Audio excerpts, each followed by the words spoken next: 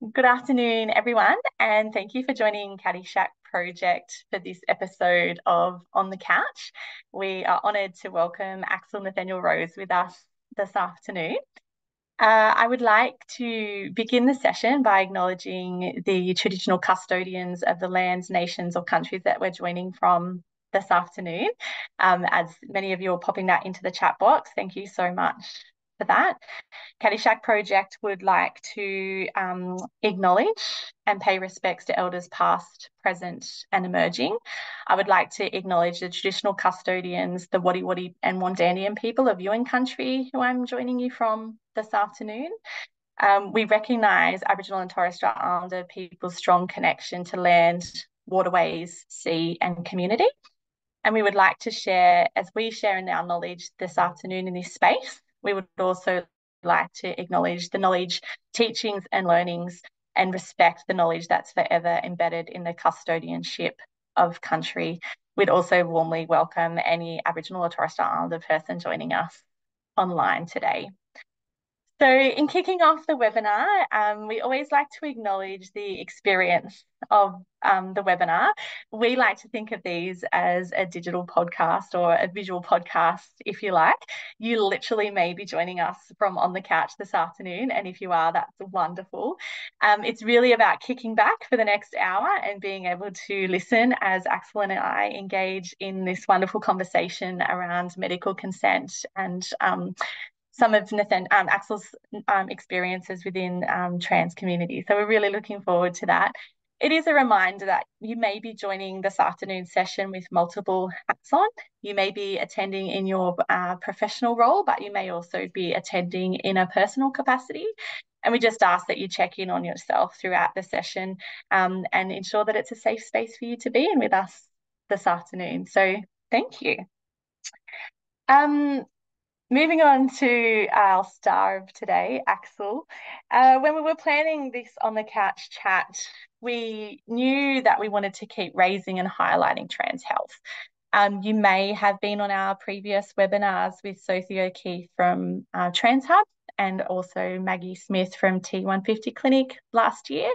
If you haven't seen those webinars yet, they are both available as recordings on the Caddyshack Project YouTube channel, or you can listen to those as an audio only through caddyshackproject.com. But we wanted, as I said, to keep highlighting trans health and consent. We feel that these are really vital topic areas for us to keep the conversation going around, and we can't think of a better person than to have that conversation with us today than Axel. So Axel today is going to talk more broadly to medical consent and also having a look at trans and queer health spaces, the ultimate nexus for some of our community members. So without further ado, I'd like to welcome today's On the Couch guest, Axel Nathaniel Rose. Axel is currently a PhD candidate at the University of New South Wales, and we're so grateful for you taking time out of your PhD writing and research to be here. I know that in our discussions, it's probably a nice mental brain break for you to be here having this conversation, but we honestly do acknowledge the time and effort that you've put into today and taken the time out of other really important things. So thank you so much. He's a writer, an editor, and a teacher. His experience as a queer, transgender, and disabled man informs all that he does and all that he believes. This is a crucial part of activism and social change, and the stories that we tell highlight this. His PhD compromises a dissertation on queer people's engagement with literature through blogging and a novel about the impacts of climate crisis and social media on young queer people. Welcome, welcome, welcome, Axel. Thank you so much for joining us this afternoon. Thank you so much for having me. It is a really great pleasure. And I'm, so thrilled to be chatting with you. And I would also like to acknowledge the traditional owners of the lands I'm joining from, the Darug and the Gundungara people of the Eora Nation. Thank you. So to kick us off, if you don't mind, if you feel comfortable and safe to do so, if you would like to kick us off with a little bit of your story and how it is that you've come to be a writer and a really strong advocate in this space. I don't know that I've come to be a really strong advocate. But I think that writing and advocacy have always been quite intertwined for me. Writing was sort of the first thing I really ever did as a small child. I wrote my first novel when I was 5. It was called The Evil King, and it was about my brother's tyranny over the household armchair. So that was my sort of entry level advocacy work. Um, but I think for me, I'm really just, I am a words person. I think that the stories that we tell, the type of language that we use shapes public discourse, it shapes empathy, it shapes the sort of world that we see around us. So as I developed as a writer, developing advocacy alongside that just came very naturally. And as I aged and, first developed pretty significant mental illness and disability, then realizing I was queer and trans, writing was the way that I managed all of that.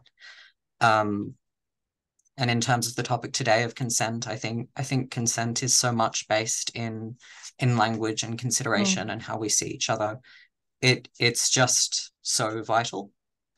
Um, And on that note, just in terms of building safe space, I'll just give some quick content warnings, if that's all right. I will be talking about medical abuse, fairly explicit transphobia, and will refer briefly to sexual violence, transphobia, and transphobic and misogynistic public policy.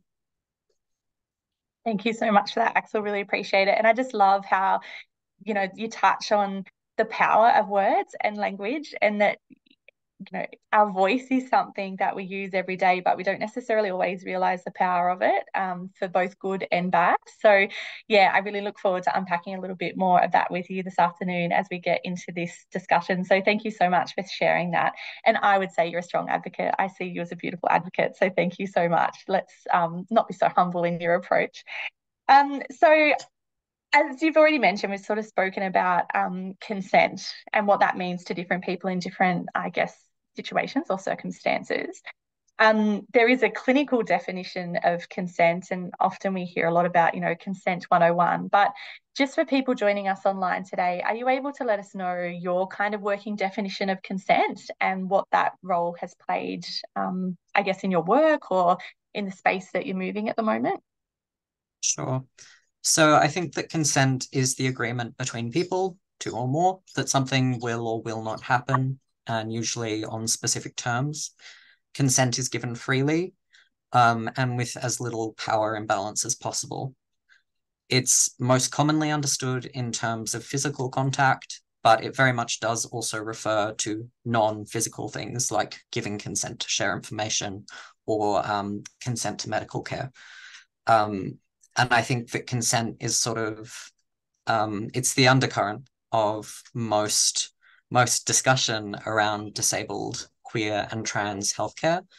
And so it's always been something really significant for me and something I've always wanted to talk about more explicitly, because I think until fairly recently, it's been a hidden idea behind sort of justice struggles.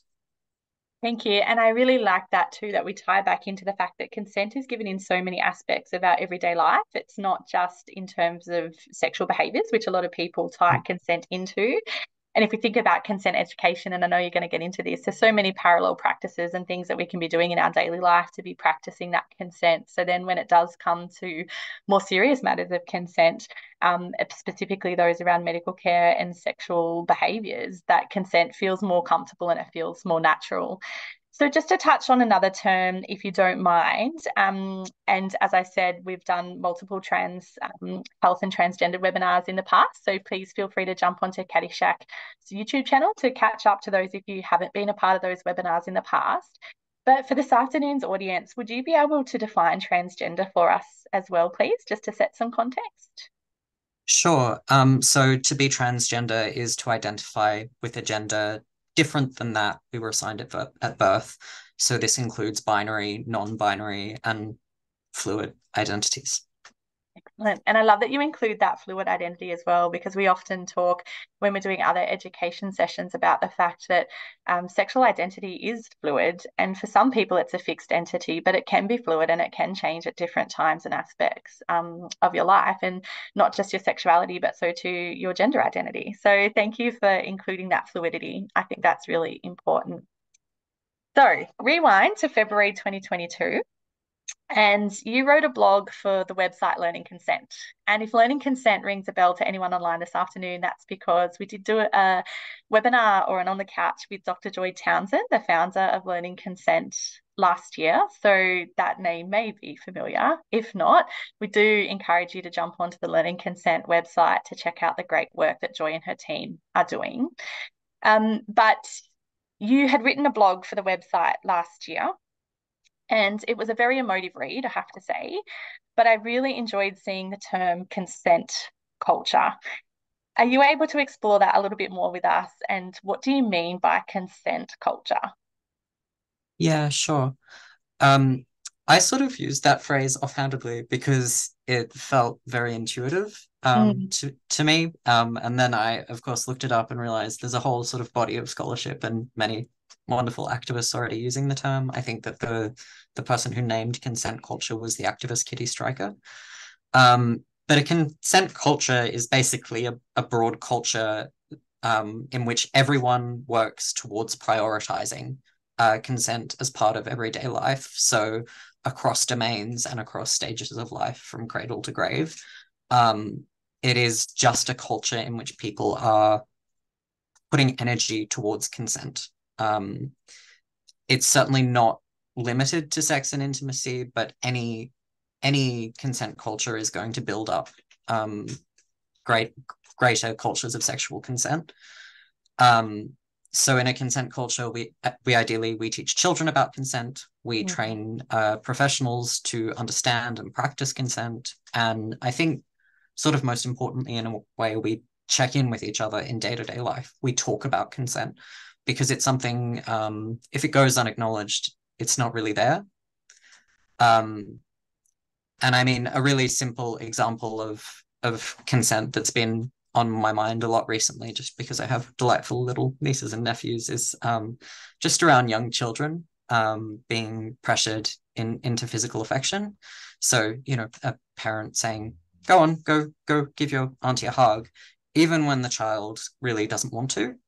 And mm, it's really similar in nursing and care homes. People will come in and touch someone without a check-in at all. Um, so I think, yeah, it's just really mundane. It's everyday, it's boring, and practicing consent in daily life is just something that enriches the intimacy between people. So a consent culture is one where we ask each other how best to treat each other as human beings, to respect each other's decisions and preferences.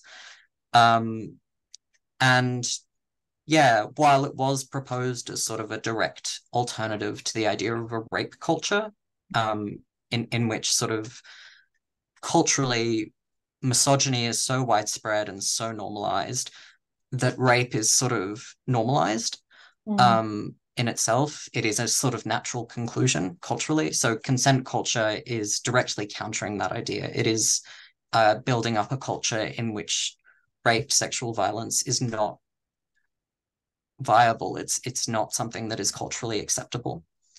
Um, so like with rape culture or the continuum of sexual violence, as the Mm. academic Liz Kelly calls it, in consent culture, we're not saying that asking for consent for someone, for a child to hug their family member is the same as asking if someone wants to actively have sex, but it's on a spectrum. So when we are normalizing practicing consent in those really mundane daily interactions, we normalize the more explicit sexual consent as well. I love it. And so my brain is like I feel like I've got 1,000 side conversations that we can have just off of that, little spiel alone. Two words really stand out there: empathy and respect. And without empathy, I think what we face is entitlement. And I think that that's where a lot of that misogynistic rape culture stuff starts to come into it, because it's taking somebody's body as an entitlement instead of having empathy for the experience of that person. Respect, first and foremost, always, all the time. And yeah, I would like to add to that kindness as well, because I think that's such an important element as well. But I really like the example that you gave of children and young people and how much agency is often taken away from them. But when I think about the example that you just gave, when a child is, essentially forced into giving a hug or a kiss to a relative, the flip side of that, and I think this is the message that we've been having, or some of these conversations we've been having around consent as well, is how we accept a no in consent situations. So, whilst we're really busy educating the children and young people and putting some of those daily parallel practices into place, I just straight away went to, how do we educate those grandparents and those aunts and uncles that if the hug is not wanted, it's not a rejection of you as a person or your role in that young person's life, but how do we celebrate the agency or the boundary that that young person has put into place? I know it's totally not part of our initial discussions, but do you have any thoughts on that in terms of that accepting of consent and if there is a no? Yeah, I mean, I think in that specific example of like hugging an aunt or an uncle, I was in that situation with one of my nephews who's I want to say 8, not good with children's ages. Such a fun age. He did not want to hug me because he's a cool dude. It's not cool for an 8-year-old to want to hug anyone. Hello. Yeah, and I didn't want to sort of sit down and say, okay, we must respect the child's consent. And I just went, would you like a fist bump? And he was thrilled. He was enthusiastic. That was the most excited fist bump I've ever received. And the openness of like his smile when I said, no, it's fine, dude, your body. That was something far more special than a forced hug would have been. So I think that orienting the discussion towards how do we actually build the best relationship with children?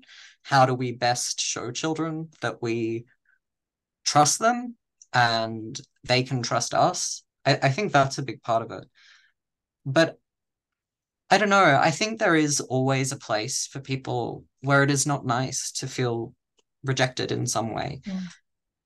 And just being able to sit with that is something that, I have to work on that every day.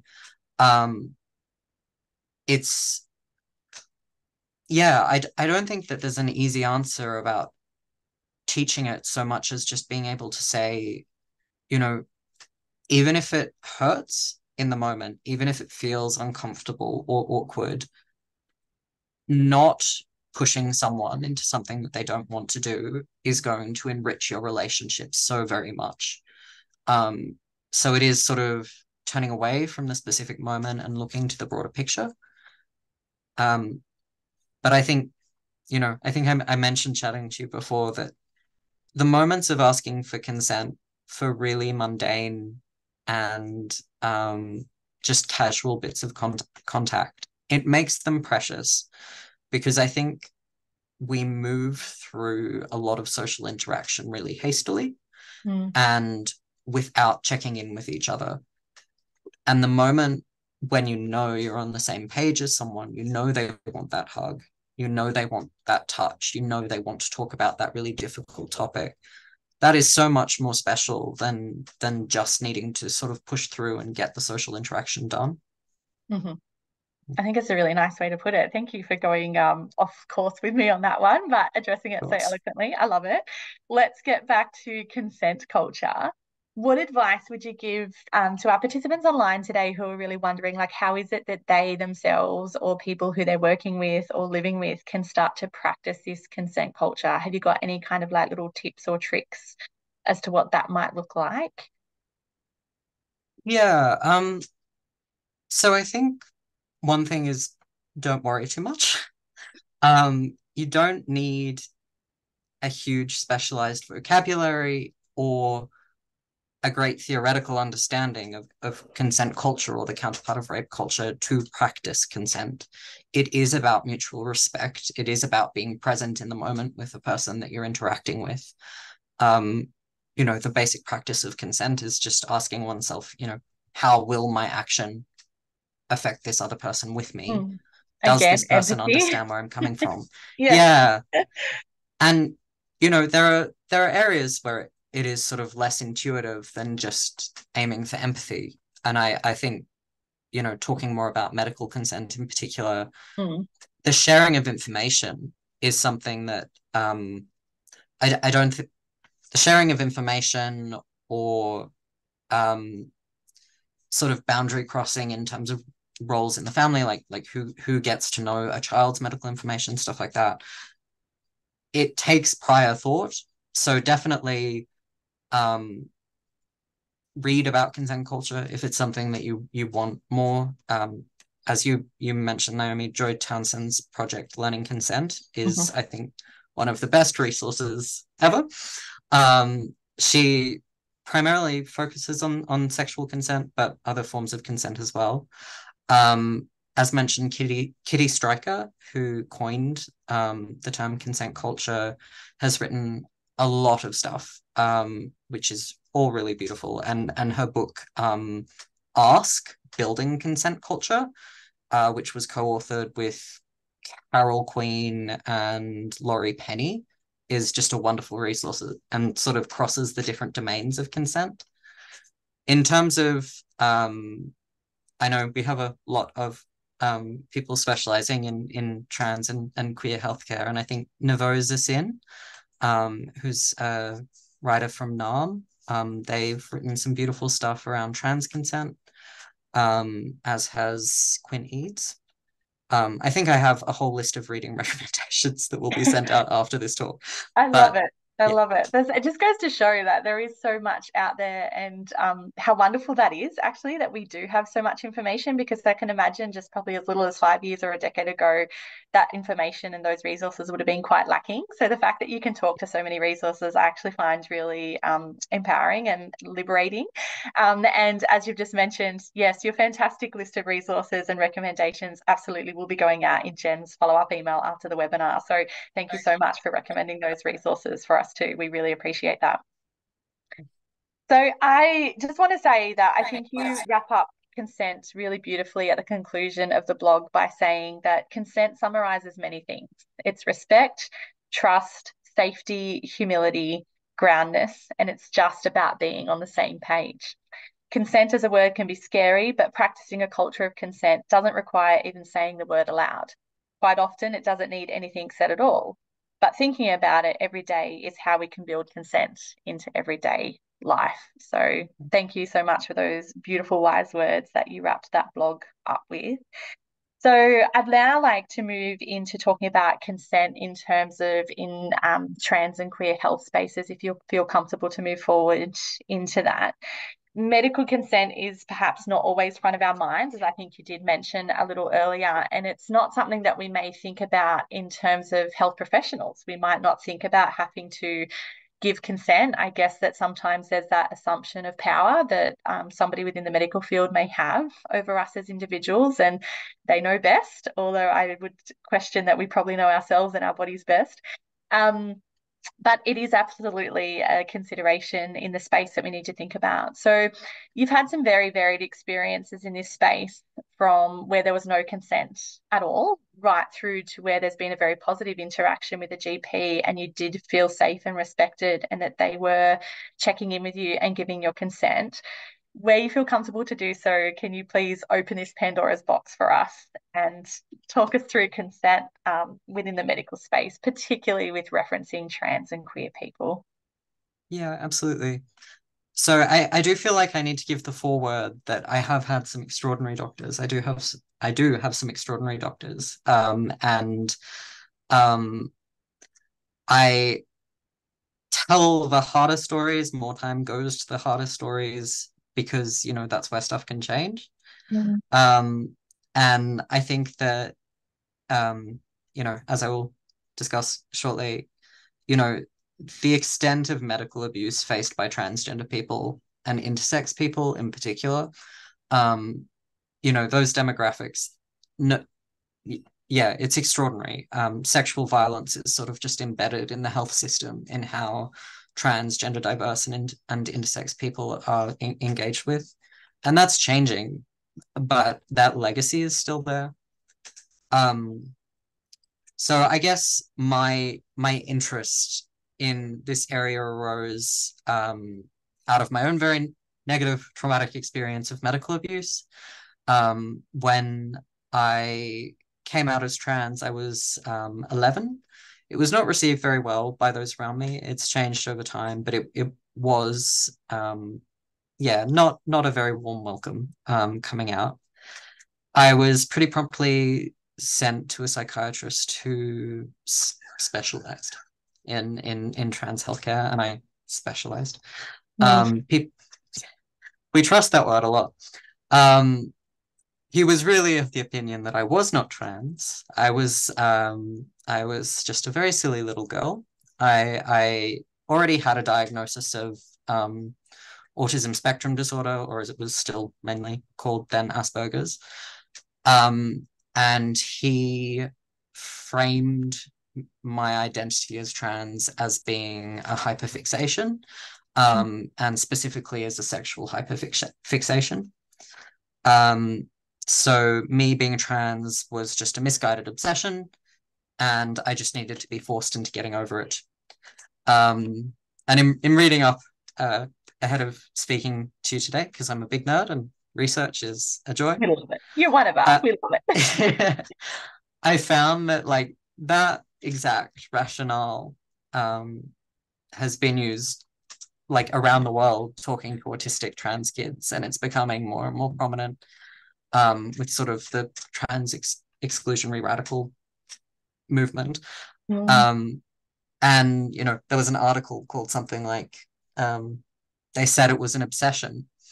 And just seeing that title and going, okay, this is an exploration of medical abuse by autistic people who identify as trans, it was simultaneously like the most validating experience of my life and just utterly devastating. Because when I looked for help at the time, there was nothing, there was no research being done in that area. But yeah, over the course of several years, my psychiatrist verbally and emotionally abused me. And he also violated informational consent. So he shared my medical information, including disclosing very severe childhood trauma to my school and my teachers.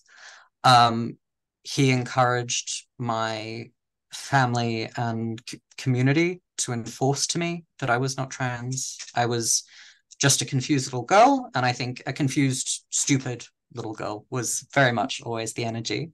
And eventually it culminated in him calling my identity as trans being a form of psychosis. So as someone with a pretty complex mental health picture, my increasing distress, suicidal ideation, eating disorders, it was just all swept away. He said, I just needed to keep being told that I wasn't trans. I needed to be forced into girlhood, and I'd get it eventually. The crisis point came when he began drugging me without my knowledge, with an antipsychotic, which I had a very protracted allergic reaction to. So I would have nosebleeds that would last for hours and hours at a time. I had vision loss to the extent that I wasn't able to read properly. I could read on screens because I could zoom everything in, but I couldn't read. I couldn't pick up a book. I had just extraordinary whole body muscle pain and spasms. I didn't want to move because it hurt so much. And I think sort of more destabilizing than all of that was just the level of distress, the sense of profound wrongness. And I didn't know what was happening. I didn't know I was on this drug. And so I just thought I was dying. I I had no idea what was going on. And that's not especially common, but relatively common sort of story for trans people. We're just sort of aggressively medicalized in a way that means we have no say in what happens to our bodies. And not all of the details are going to be the same for everyone, but being undermined, being forcefully drugged, being spoken down to, and for many also being severely sexually mistreated by doctors is just very common. And talking to other trans people about their experiences of medical abuse and trauma, mine seems just insignificant. It's like, I don't think I know any trans person who hasn't been mistreated by doctors. But we sort of, we're so deeply embedded in the medical system, we need medical care, or the vast majority of trans people do. And I don't know, that was the crisis point in my experience of medical mistreatment. But there have been similar issues, pretty much my whole life, and they are ongoing, and very minor in comparison. But sometimes it has been due to being trans, sometimes it's due to being queer, and often it's been due to the fact that I've been fat or obese for most of my life. As mentioned, I identify fairly strongly as disabled, and that's in large part because I have quite severe rheumatoid arthritis. Mm-hmm. I started showing symptoms when I was quite a small child, and it was sort of, care was a bit patchy, but over years of it getting worse and sort of ebbing and flowing in severity, as arthritis does, whenever I complained of joint pain, muscle pain, doctors would just tell me to lose weight. That was the only thing they would say. And I did eventually lose a lot of weight, and not in a healthy way at all. And voila, arthritis diagnosis, because it was just like, oh, you're in pain and you're not fat. That's a problem. We'll look into that. And I don't really think there was any direct malice in the way I just framed it from the doctors. It's just such an oversight. The medical mistreatment as fat and obese people get, medical mistreatment can be more dangerous than anything else. I have joint degeneration now that is never going to go away, that wasn't picked up when I was younger. And I am fairly comfortable attributing that to the fact that it was just, well, you're fat, you're going to have joint pain. And that's not how it works. It's just very much not how it works. And that's something that's sometimes called fat broken arm syndrome, which has the counterpoint of trans broken arm syndrome. And it's basically just the common story of a trans person or a fat person shows up at a hospital and says, hi, I've got a broken arm. Or they go to their GP and say, hi, I've got the flu. And the doctor sees that they're trans or sees that they're fat, and all they want to talk about is that status, even though having a broken arm, having the flu, nothing to do with being trans or being fat. I think there's more awareness of it now, but, because a lot of doctors haven't been trained in trans issues, and sort of understanding of medicine and fat bodies is still very much evolving, it's made out to be a very big deal. And so it becomes something that's sort of fixated on. So, low training, low levels of understanding, it leads to, trans person sitting in the ED just hoping for their arm to be set and needing to sort of give a trans 101, even when they're not, facing any other form of mistreatment. That's, a waste of time, and it's painful. Yeah, and unfortunately, we can still see where that stigma and discrimination is quite embedded in areas where we think there has been so much advancement. But your story has just highlighted the fact that there is still such a long way to go in this area. And yeah, to overcome a lot of those barriers and challenges that yourself and, as you say, many of the community members have and do sadly continue to face. And I just want to say thank you so much for sharing your story and being able to set some context around that importance in medical consent, because, as you said, it's not something that a lot of people think of, but your story has really shown how important that is. So thank you so much for being so open and sharing that with us.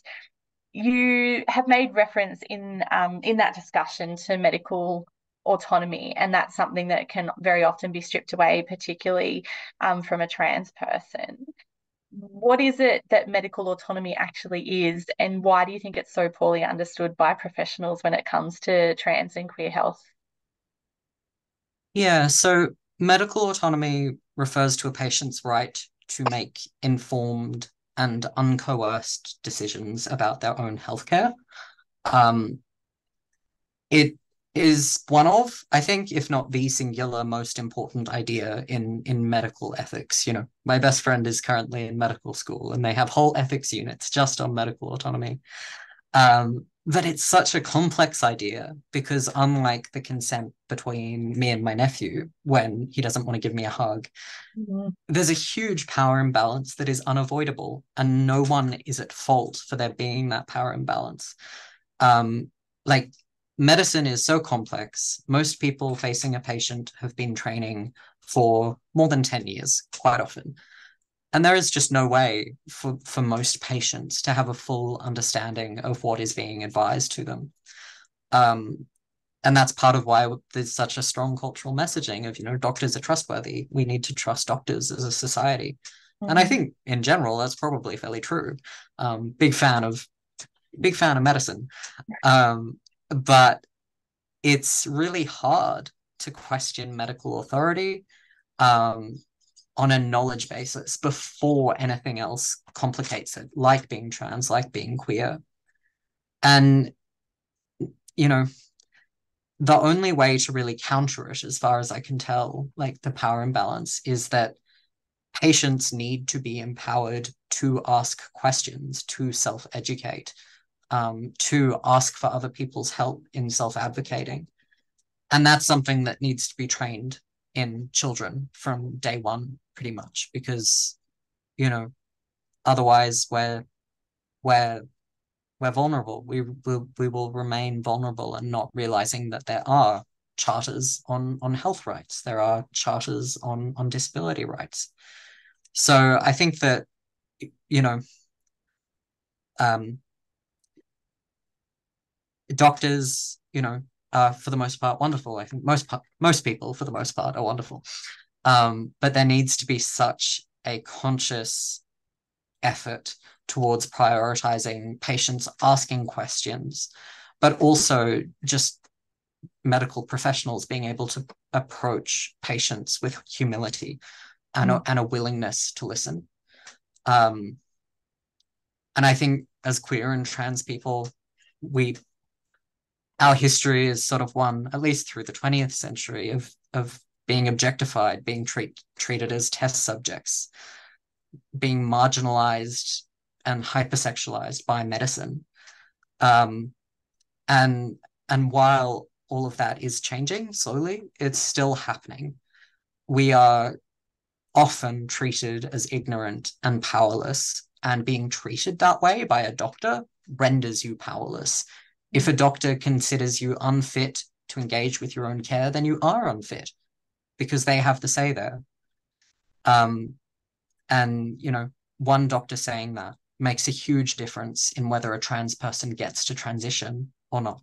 Um, you know, a bad doctor can bar someone from transitioning, and it is hard to counteract that. So I am of the firm belief that doctors need to not only be trained in trans healthcare, but there needs to continue to just be a growing field of understanding of what patient autonomy is. So, you know, the complete denial of healthcare is one extreme end, but I always just hope that doctors will be able to trust a patient when they say, look, I swear, I broke my arm because I'm clumsy, not because I'm trans. Can we just give it a rest? Um, yeah. And I think, you know, medical consent and autonomy are the issues that underpin the modern, I guess, sort of trans justice movement, Mm. trans civil rights. Um, and I think so much of it is framed, you know, trans people in the public sphere, we're framed as part of the trans debate. And I just find it so distressing to hear it termed that, because it is an issue of healthcare. No one's healthcare should be up for debate. I would never go up to someone and ask if they had had liposuction or if they were on hormone replacement therapy for any reason, and then tell them all of my opinions about their medical choices. That is just not something I would do. And yet, a great many people seem to have very strong opinions on the trans issue, and they want those opinions to be heard. Um, and I think, I don't know, perhaps more overseas than here, where we're seeing just a growing systematic and policy-based denial of trans healthcare. Politicians and lobbyists are forcing trans people away from medical care, making medical care for trans people illegal. And you know, bringing it back to, the idea of rape culture, I think this is very linked to the fact that at the same time, we're seeing legal limitations on people's right to have abortions, um, limitations on people's menstrual care. They are all abuses of power. They are gendered abuses of power, um, and it's a violation of consent to each individual, Mm. but it's also a demographic violation of healthcare consent. Um, and there's been research on this which calls it punitive psychiatry or punitive healthcare, meaning medical language or medical justification is used to limit or punish people's actions. And as far as I know, there's not been a huge study yet into this broad scale medical punitive psychiatry, punitive healthcare, but I think that is what we're seeing. Mm. Sounds like a second PhD topic by the sounds, just saying. Oh God, Um, another one. you're like, So no close to thanks. the end. No thanks, Naomi. Why would you do that? But two things stand out there for me. These two words that are really powerful that I'm taking from that is voice and choice. And they are so incredibly important for all people. But like you said, there are some significantly vulnerable and marginalized people in community who are being particularly overlooked by systems. And yeah, it's got to change. I think that moves us perfectly into having a discussion about the barriers and challenges that trans and queer people are still facing in that health space. So, back in 2020, just on the cusp of COVID, you were interviewed by the University of New South Wales. And, it was in light of COVID times and how the access to healthcare was potentially going to be impacting trans and queer people in regards to, maybe some limitations to health access through COVID times. But here we are 4 years later, and I feel like sadly some of what you have said has not changed too much.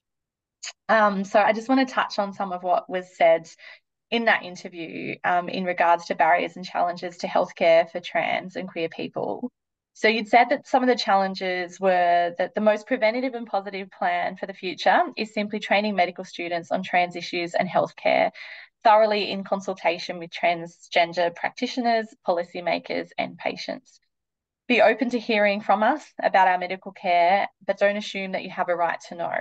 Don't ask us about the surgery, whatever that's supposed to be. Believe us when we say that we've been mistreated, and incorporate education on transgender issues, welfare, relationships, medicine, and legal advice into university communities. So here we are 4 years on.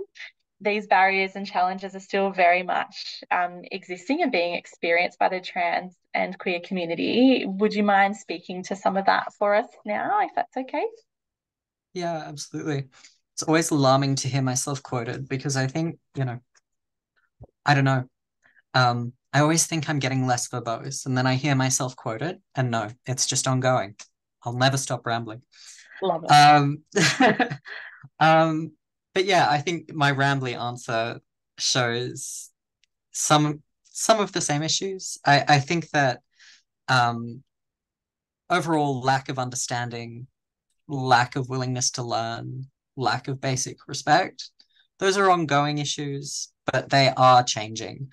I think on the ground, in terms of medical schools, doctors' clinics, you know, there is more standardized training and there is more standardized vocabulary. There's a lot of amazing advocacy and a lot of amazing research being done. You know, we have people from TransHub and ACON who have, I think, shifted the needle of so many hundreds, if not thousands, of trans people's experience of healthcare to the better.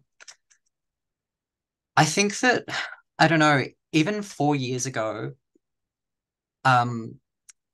trans issues were less prevalent. And talking to trans people, say in their teens today, some of them just can't imagine how unknown the idea of being trans was 15 years ago. And with that said, I'm sure I can't really imagine how unknown being trans was 50 years ago. But the public profile of what it means to be transgender has increased so rapidly. And overall, I think it has been, it's shifted positively. I think, just a random person on the street is likely to be pretty neutral on trans people. But at the same time, just in that sort of 4 year period, we've had amazing advances in healthcare and rights and public policy and services available. But we have also seen the rise of the trans exclusionary radical movement and a lot of the very right-wing work associated with that. So I think things are getting better on the sort of day-to-day level. That's my perception. But the extreme end has gotten stronger as well. The extreme bad has gotten worse. And transphobic people's sense of entitlement to violence has gotten a lot worse. So I think that, we just have to sort of keep doing the work we're doing. But with this new consideration of a growing movement of transphobia. It's a quote that I come back to often, and it's that, for all that we've done, there's still much to do. And I think what you've just said then perfectly highlights that. Do you have any suggestions for how people online today can help to overcome some of those barriers and challenges for trans community? Yeah. I mean, I feel like a lot of the people in the chat are probably better, more knowledgeable on this than I am. Seeing, so many wonderful organizations represented. But I think looking first just to trans and queer people in the chat, definitely link up with trans and queer healthcare services because they do exist. Link up with the community groups, talk to other people in the community and crowdsource which doctors they would recommend going to. Sign the petitions that say, please do mandatory diversity training at the local GP practice. Like that makes it does make a huge difference. But just on the individual level, feel entitled, feel empowered. You are entitled to say, this has nothing to do with me being trans. Please treat me like any other patient. I will tell you if we need to talk about trans issues right now. Don't be afraid to say it is not my responsibility to teach you what it means to be transgender. Please research this on your own time so our appointments can be used to help me. And do not feel ever like you are alone if you are being mistreated, because not only are there other people who feel the same, who can empathize, but there are organizations who are there to help you in that situation. There is nothing to be ashamed of, and you are not alone in that. And I think shame is one of the most violent forces that sort of contributes to how trans people in particular are made to feel about ourselves in society.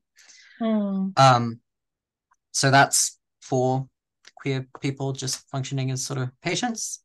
But for practitioners, definitely read work by trans people, listen to trans people, read queer people, listen to queer people. There are so many doctors, there are so many specialists, there are so many psychologists who are queer and trans themselves who put out resources. There are allies who put out resources.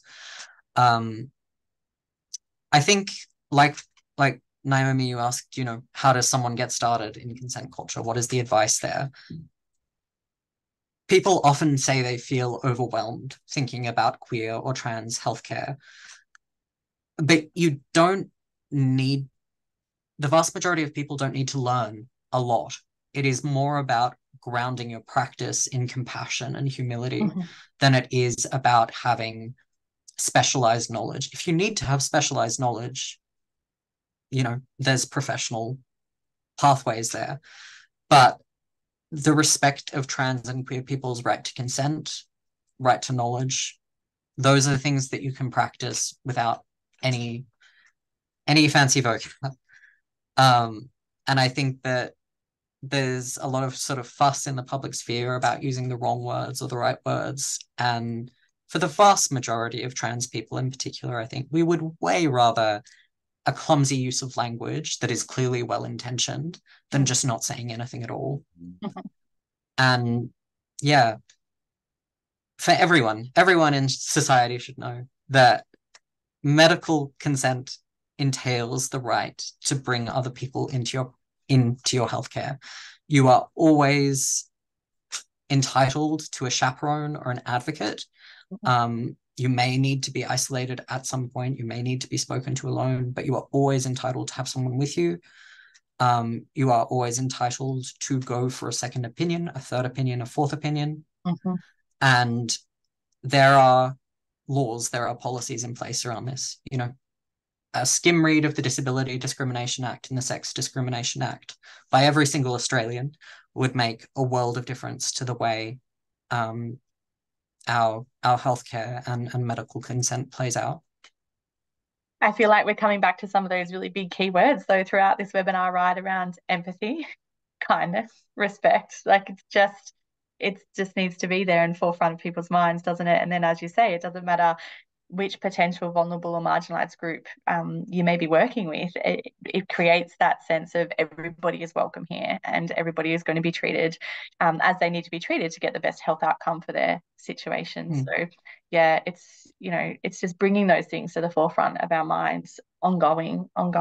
There's some great conversation happening in the chat box with lots of people interested in the specialized care that you mentioned, and lots of recommendations there. So thanks so much for everyone contributing to that conversation.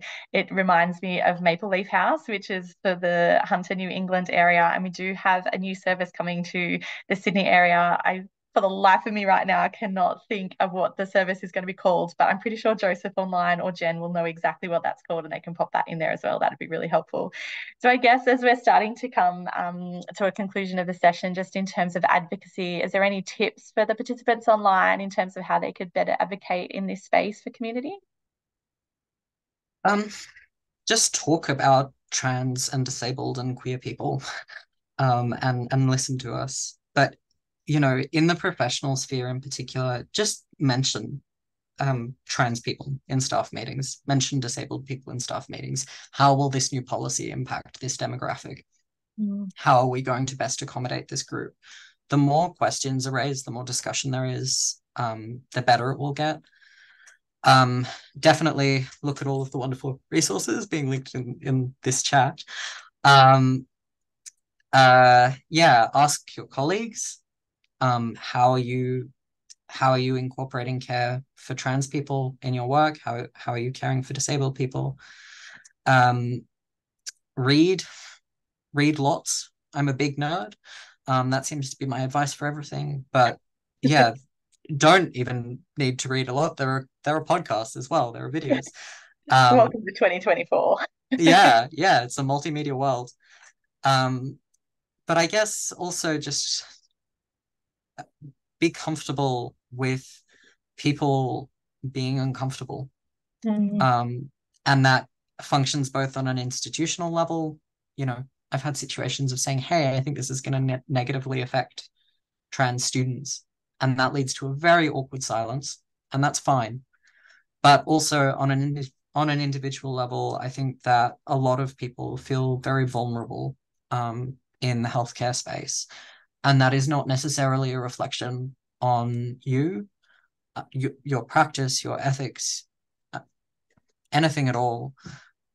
But it is just a trace of sort of quite likely a personal trauma, but also a really intergenerational and ingrained trauma in the way that we have been treated in healthcare spaces. So I think it's, yeah, talking, but also the really just basic things: sign petitions, talk to MPs, tell politicians trans and disabled care will influence how you vote, because so much does come from policy and so much funding comes from policy, which, yeah, always a delightful discussion. Back to that power imbalance. Yeah. So talk and listen and read and feel empowered, you know, whatever voice you have, no matter how quiet it is, no matter how small you may feel it is in the grand scheme of things, it can make a world of difference.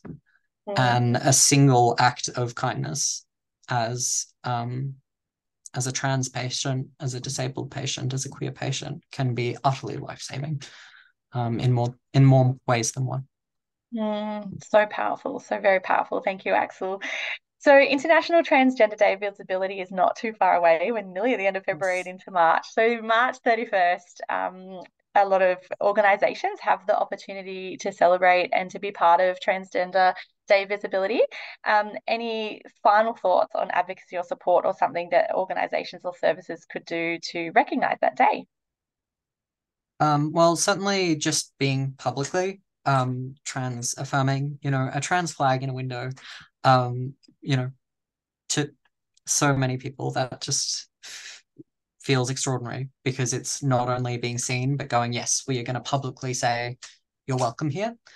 Get familiar with some of the wonderful resources. There's Trans Hub, there's ACON, there's the Gender Centre, there's the Albion Centre. There's many wonderful Caddyshack interviews, and yeah, many other places I'm sure I'm forgetting about.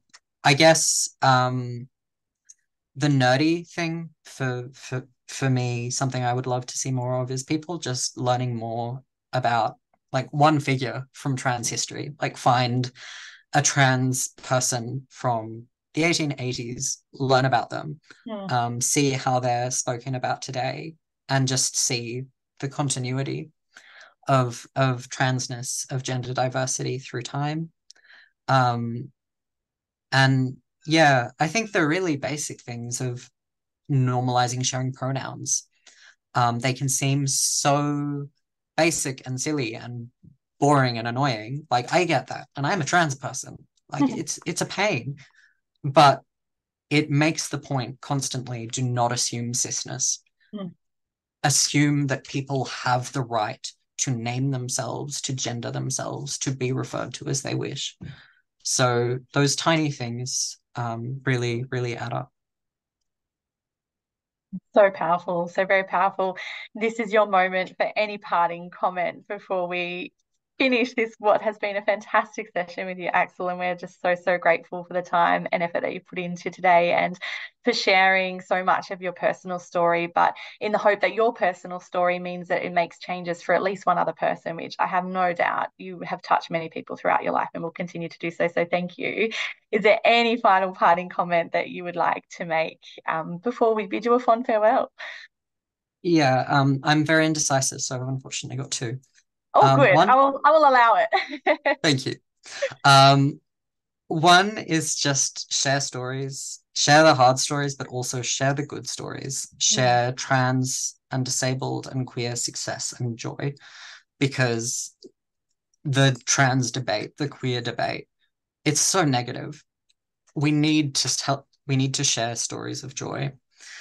But the other thing that I would just like to highlight, because it sort of haunts me, is oh gosh, I can't remember the author's name, but an author put on Twitter a little while ago, I had a dream in which I was talking to Ursula Le Guin, and I said to her, I think that queer history is just a thread of pain. And Ursula Le Guin said to me, and what are you going to make with that thread? And saying it out loud, it's very clear I am a PhD student in literary studies. But just the idea that painful stories, painful history, it can be used to make something so beautiful and so positive in the current day. Yes, queer history may be a thread of pain, but it's also a thread of joy. And it's also something that can thread people together now, right now, for the better. I love the beautiful reframe. Thank you so much.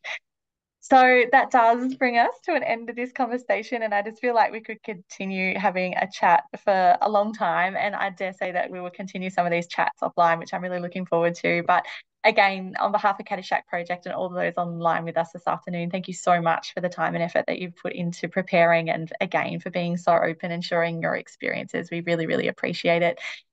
We've just popped a QR code up on the screen. As always, Caddyshack Project would love your feedback. It's what helps to move these sessions forward, and we'd like to hear from you. We have changed our evaluation. If you've been a long-term attender of our On the Couch, it's actually almost doing like a 5-star review. So it's not going to take up too much of your time, but we really do appreciate the feedback. Our next episode of On the Couch will be happening on March the 20th as we host Stella Topez from Abundant Body. So those registrations are now open on caddyshackproject.com. We would love for you to join us in March. So I can see the chat box just absolutely going off with love and appreciation for you, Axel. So I hope you feel that, and it carries you throughout the rest of your day.